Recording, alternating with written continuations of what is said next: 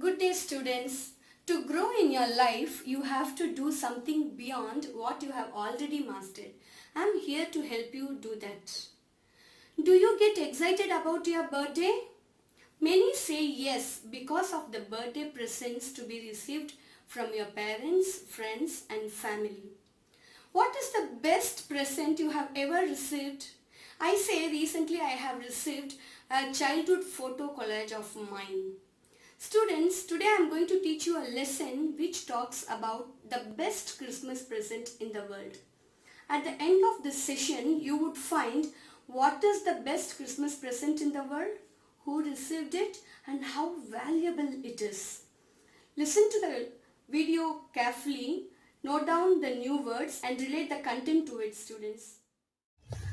The best Christmas present in the world.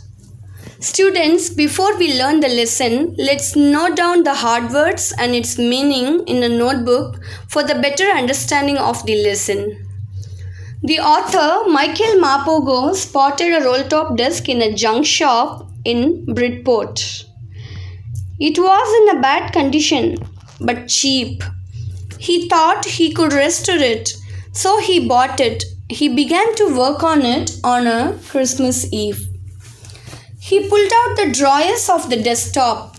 He found that it had been badly damaged by fire and water. The person who sold him told that it was very old. It was of 19th century and made of oak. The last drawer had stuck fast. He had to use much force to open it. When it opened, it revealed a secret space. He found a small tin box in it. On the top of the tin box, it was written, Jim's last letter received January 25, 1950.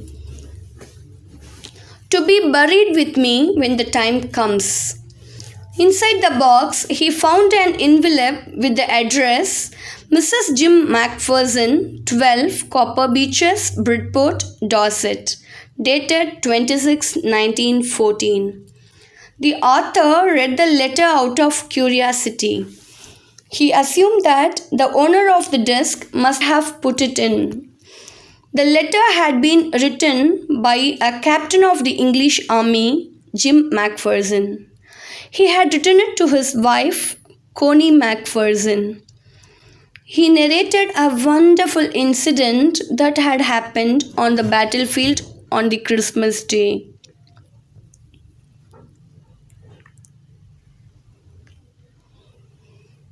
The English and Germans were ready for war.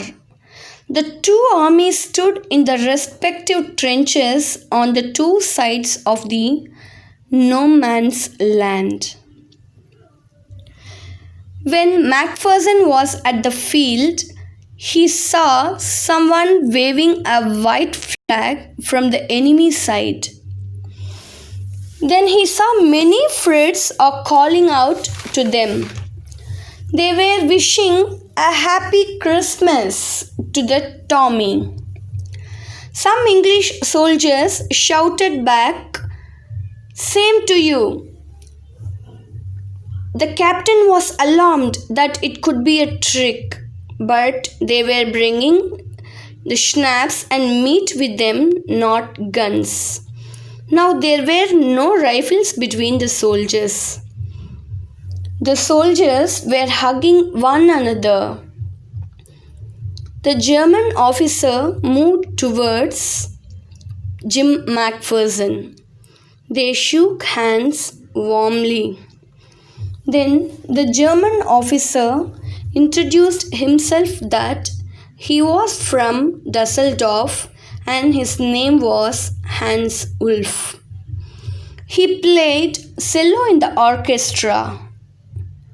In return, Macpherson also introduced himself, saying that he was a school teacher from Dorset.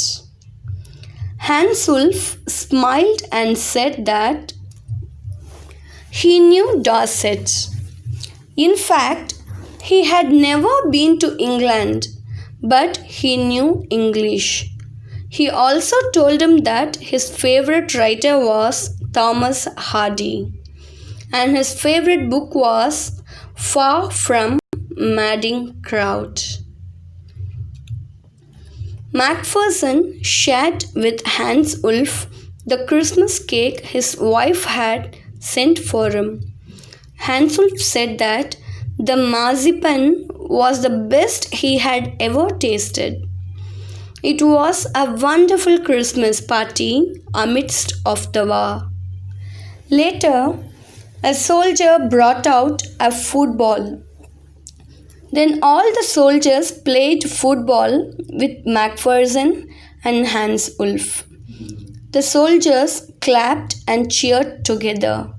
Hans Ulf suggested that world would be better if the problems were resolved with a football match instead of war, and Macpherson suggested cricket match instead. After the football match, all the drinks and eatables were consumed. Now it was time for the soldiers to depart. Hans Ulf saluted Macpherson and walked away slowly and unwillingly. That night, the Germans heard singing a Christmas carol. The English soldiers replied with a rousing chorus of another carol. They exchanged carols for a while, then it was all silence. They all slept. Macpherson wrote in his letter that he would treasure those moments all his life. Macpherson ended the letter hoping that the war would end soon. Both armies longed for peace and they were sure that they would be together again. Having read the letter, the author put it back in the envelope. He decided to give the letter back to whom it belonged to. The address was Bridport, Dorset. So he drove to the place. The house number 12 turned out to be a burnt out shell. It was found that Mrs. Macpherson was in the house when it caught fire. Firemen had got her out just in time. She was 101 years old. Now she was in a nursing home. So the author went to the nursing home to give the letter to Connie Macpherson. He met the matron. She told the author that Mrs. Macpherson was rather confused that day. They had put her in a conservatory. The author found that Mrs. Macpherson sitting in a chair. Naturally, she looked up at the author vacantly, but her eyes lit up. When he called her Connie and gave her the letter, he told her how he had got the letter. But she wasn't listening to him. She reached out and took his hand. Her eyes were filled up with tears. She felt that Jim had returned. She said that Jim had kept his promise. He had returned on the eve of Christmas. She made him sit beside her. She kissed his cheek. She talked long and lovingly to him.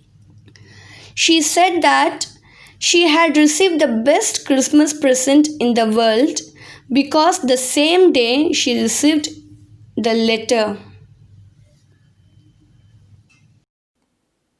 Hello students, I hope you have understood the lesson. If not, replay the video and catch up the theme of the lesson.